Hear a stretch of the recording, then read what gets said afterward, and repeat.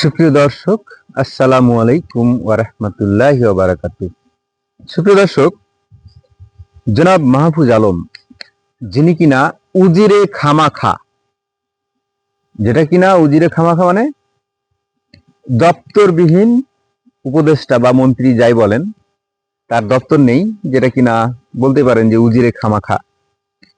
তো এই উজিরে খামাখা একটা খামাখা মার্কা একটা স্ট্যাটাস দিয়েছেন, যেটা কিনা দরকার ছিল। এই স্ট্যাটাস আপনি এখন দিচ্ছেন কেন? আমরা তো মনে করেছিলাম যে এই স্ট্যাটাসটা আপনি আরো 1 মাস আগে দিবেন। আপনাদের ব্যর্থতা যে আপনার কানাই কানাই পূর্ণ হয়ে গেছে, এই ব্যর্থতার দায় আপনারা স্বীকার করে আপনি ষড়যন্ত্র করে রাজনৈতিক দলগুলোর বিরুদ্ধে আপনি যে লেগেছেন, এটা বুঝতে কি রাজনৈতিক দলগুলো খুব বেশি দেরি হয়ে গেল না? দেরি হয়ে গেছে। এবং আপনাদের যখন পরিকল্পনা বুঝে ফেলেছে এই রাজনৈতিক দলগুলো, তখন তো আপনি এই ধরনের কথাবার্তা লিখবেন। আপনি লিখেছেন, ফ্যাসিবাদের বিভিন্ন শাখা প্রশাখা আবার সক্রিয় হচ্ছে, পুরনো ভাবাদর্শিক বন্দোবস্ত সক্রিয় হয়ে গেছে, সরকারের দায় দিন, অসুবিধা নেই, আমরা চেষ্টা করছি, কেন পারেনি বা আপনাদের প্রত্যাশা মতন পারছি না, সেসব ব্যাখ্যা আমরা দিব। কে দিবে? আপনারা ব্যাখ্যা দিবেন না তো? আপনাদেরকে মানে আমরা তো জনগণ সবাই আপনাদেরকে সাপোর্ট করে এখানে বসাইনি। আমরা যাদেরকে বসাতে চেয়েছিলাম, তারা যারা কিনা এই আন্দোলনকে পিছন থেকে আপনারা ধাক্কা দিয়েছেন বা আপনার ফ্রন্ট লাইনে ছিলেন, এটা আমরা মানি। কিন্তু এরপরে মানুষ তো বুঝতে পারেনি যে আপনারা প্রতারণা করবেন। আপনারা এই রাজনৈতিক দলগুলোর সাথে যে আপনারা প্রতারণা করবেন, এটা বুঝতে পারে নাই। জনগণ জানতো না যে আপনার 72 সংবিধানকে মানে আপনারা ছুঁড়ে ফেলবেন। মানুষ জানতো না যে আপনারা 72 সংবিধান শুধু না, আপনারা মুজিববাদ নামক কোন একটা শব্দ নিয়ে এসে আপনারা যে একেবারে তামাশা করবেন, এটা মানুষ জানতো না। সুতরাং মানুষকে এইভাবে মানে রাজনৈতিক দলগুলোকে আপনারা এক ধরনের প্রতারণাই করেছেন। সুতরাং আপনি এখন প্রতারণার দায় আপনার তো নিতেই হবে। যেভাবে বলেন আপনি, আপনার কোনো নিস্তার নেই। আপনি এত বড় বড় কথা লিখছেন, বাংলা কথা লিখতে গিয়ে মনে হয় যে আপনার বাংলা তর্জমা করার জন্য একজন মানে তর্জমাকারী লাগবে। ভাই, বাংলা পড়ালেখা আমরাও করেছি। আপনার মানে দার্শনিক মার্কা ব্রেন বা দার্শনিক মার্কা আপনার মাথার বুদ্ধি, আপনি তো আবার মাস্টার মাইন্ড। আমাদের প্রধান উপদেষ্টা সাহেব আপনাকে তো জাতিসংঘে মাস্টার মাইন্ড হিসেবে, এই আন্দোলনের মাস্টার মাইন্ড হিসেবে আপনাকে পরিচয় করে দিয়েছে।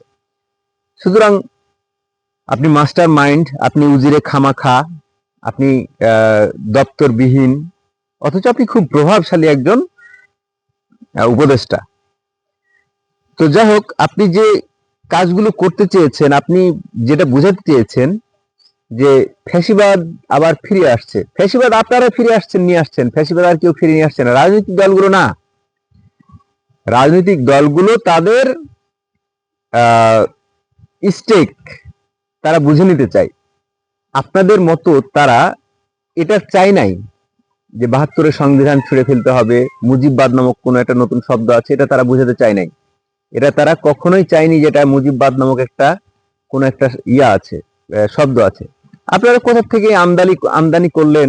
স্বয়ং শেখ হাসিনাও জানতো না যে মুজিববাদ নামক কোন একটা কিছু আছে। আপনারা যা মনে করেন তাই করছেন, কারো কথা শোনার তো আপনাদের দায়ী পড়েনি। যাই হোক, আপনারা অনেক কথাই লিখেছেন, শুধুমাত্র মানে আপনার শেষ দিকের একটু কথাবার্তাই পড়ি। আপনাদের আমলনামা ও আমরা রাখছি, ভাবাদর্শ আর ভিনদেশের পাতানো খেলায় নেমে যেভাবে আচ্ছন্ন করে রাখলেন বাংলাদেশের সম্ভাবনাকে, এটার জবাব দিবে জনগণ। জনগণ জবাব দিবে Mahfuz Alam, just wait and see. খুব বেশি দিন সময় লাগবে না, জনগণ আপনাদের জবাব দেবে। জনগণ যখন আপনাদের জবাব দেয়, তখন আপনারা এটার দায় থেকে আপনারা মুক্তি পাবেন না। এবং এখনই আপনারা কখন পালান, কখন কি করেন, মানুষ তো এমনটাও ভাবাভাবি বলছে, এমনটাও চিন্তা ভাবনা করছে যে আপনারা কি আদৌ আছেন?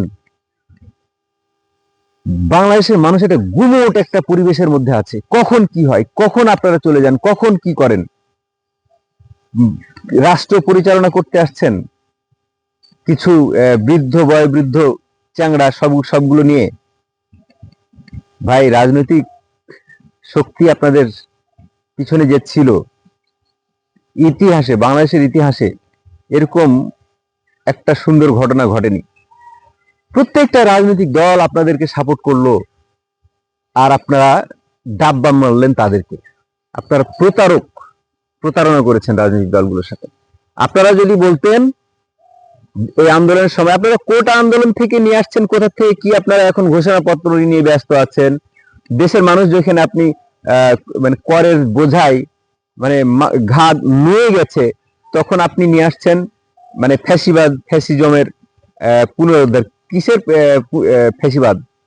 কোথা থেকে আসছে? কোথায় পাইলেন? আওয়ামী লীগ তো মাঠে নাই। আওয়ামী লীগ মাঠে নাই, নিষিদ্ধ ঘোষিত ছাত্রলীগ নাই। তাহলে আপনি কাকে কি বুঝাচ্ছেন? 9 আর 6 বুঝাতে জায়গা পান না?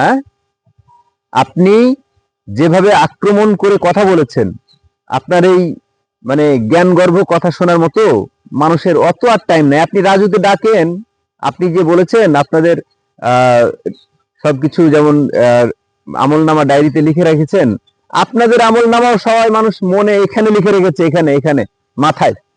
আপনাদের আমলনামা একদিন আপনাদেরকে দিতে হবে। সুতরাং আপনার এই যে স্ট্যাটাসটা দিয়েছেন দায় সারা, অর্থাৎ আপনি দায় চাপাতে চেয়েছেন জনগণের উপরে, রাজনৈতিক দলগুলোর উপরে, কোনো লাভ হবে না।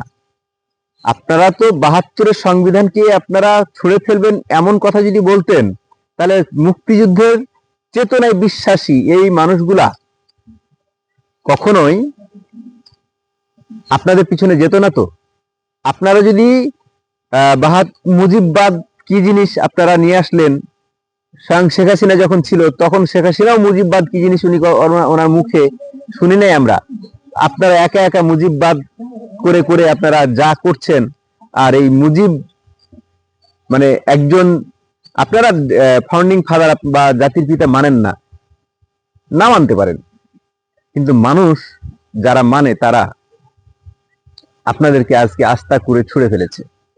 শেখ হাসিনার বদনাম করতে পারেন, শেখ হাসিনার দুঃশাসন নিয়ে আপনার কথা বলতে পারেন, কিন্তু বঙ্গবন্ধু, তাকে আপনারা এমন ইতিহাসের ভিলেন বানিয়ে ফেলেছেন যেটা কিনা কতটুকু আপনাদের যুক্তিসঙ্গত ছিল আর কতটুকু আছে সেটাও আপনারা মানুষ ভাববে, আপনারাও ভাবেন। আপনাদের সময় ফুরিয়ে এসেছে। মাহফুজ আলম, সাবধানে কথাবার্তা বলবেন। সুপ্রিয় দর্শক, আপনারা ভালো থাকবেন, সুস্থ থাকবেন এই প্রত্যাশায়। আসসালামু আলাইকুম ওয়া রাহমাতুল্লাহি ওয়া বারাকাতুহু।